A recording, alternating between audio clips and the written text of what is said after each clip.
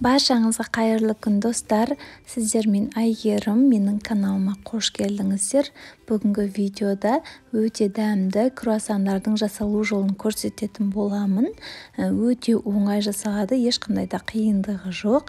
Және де кәдімгі пекарнидағы круассан сияқты болып шығады. Ең алдымен ыдысымызға жылы сүт, 1 стакан және де жылы суымызды құямыз. Енді 3 ас қасықтай қантымызды салып, 2 ас қасықтай кәдімгі сұйық майымызды құямыз. 1 шай қасық ашытқы, жарты шай қасық тұзымызды қосып, және де 1 дана жұмыртқамызды саламыз. Екінші жұмыртқамыздың ағын қосып, сарысын бетін жаққанға алып қаламыз.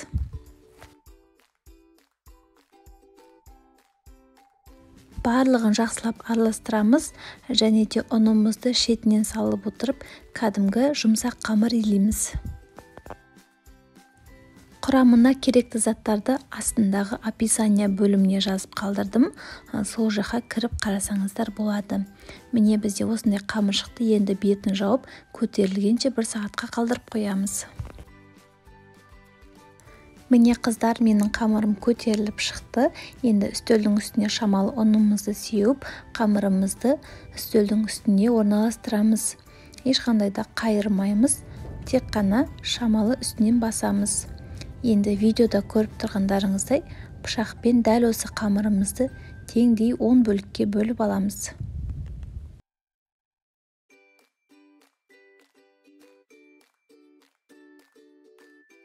Міне қамырымызды кесіп дайындап алдық. Енді видеода көріп тұрғандарыңыздай домалақ етіп формаға келтіреміз.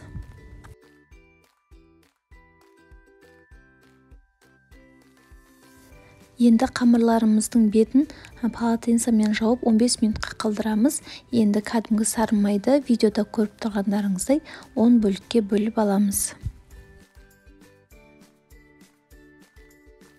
Келесі қамырларымызды осылай видеода көріп тұрғандарыңыздай кәдімгі домалақ етіп жайып аламыз.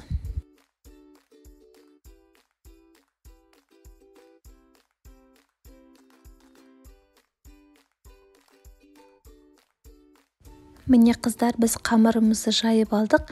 Қарасаңыздар, қалыңдығы 2-3 мм болады. Енді дәл солайынан қалған 10 қамырымызды да жайып аламыз.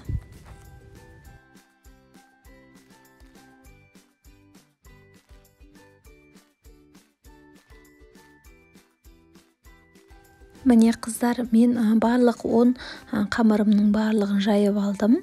Енді осындай үлкендеу тарелкаға шамалы ұнымызды себеміз.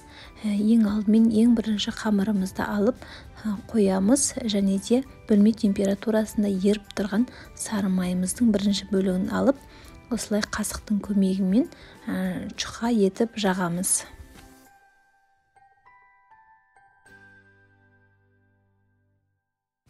Келесі екінші қамырымызды оның үстіне ақырын орналастырамыз және де дәл солайынан сары майымызды келесі бөлігін алып жағамыз.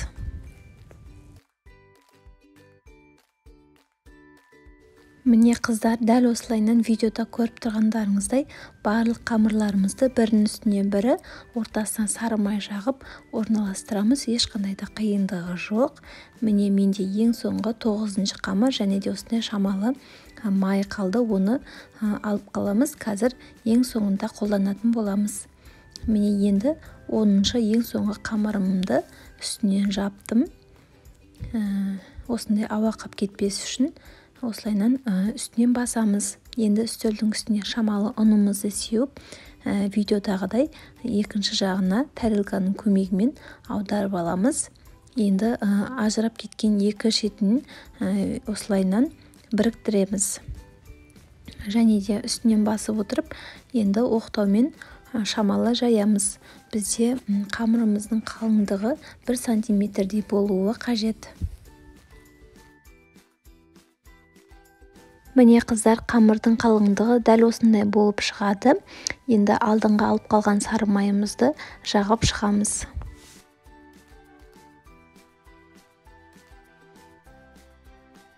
Келесі қамырымызды кесеміз. Пышақпен немесе осындай пиццаны кесетін арнайы пышақпен кесеңіздер өте ыңғайлы. Ең бірінші қамырымызды дәл осылайынан белгілеп алып, 4 бөлікке бөлеміз.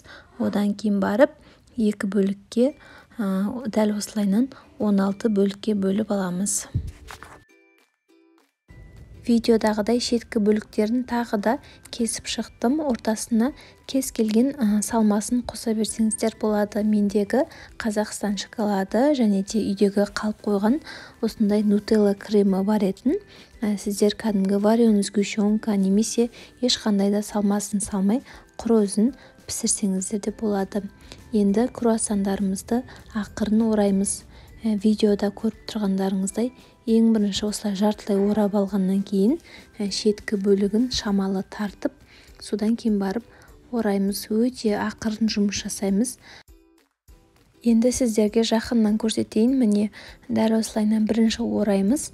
Жартылай орағаннан кейін шамалы тартамыз. Сол кезде өте әдемі болып шығады круассандарымыз. Міне қыздар, менің қамырым өте әдемі болып көтерілді.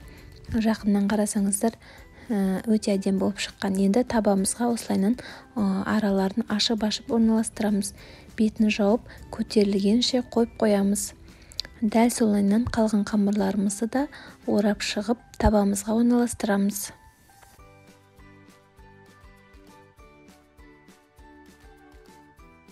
Міне бірінші круассандарымыз толықтай көтерілді. Менде 15-20 минуттай тұрды. Енді бетіне жұмыртқаның сарысын жағып шығамыз. Енді алдын ала қызып тұрған 200 градуста пеште жарты сағаттай беті қызарғанша пісіріп аламыз.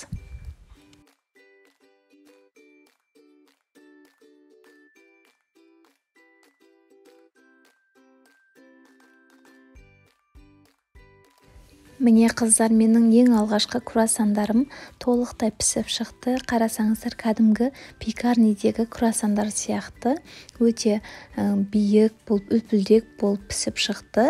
Менде дәл осы рецепттен 16 дана круассандар шықты.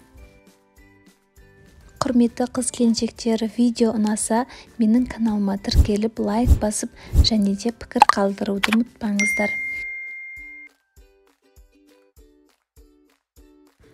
Міне қыздар, круассандарымыз өте жұмсақ, қарасаңыздар, арасы өте қатпарлы болып шықты. Кәдімгі пекарнидегі круассандар сияқты. Құрметті достар, астындағы подписаться батырмасын басып, менің каналыма тіркеліп алыңыздар. Алдағы уақытта көптеген видео рецептермен бөлісетін боламын. Сіздермен болған әйгерім. Келесі видеоларда кездескенше.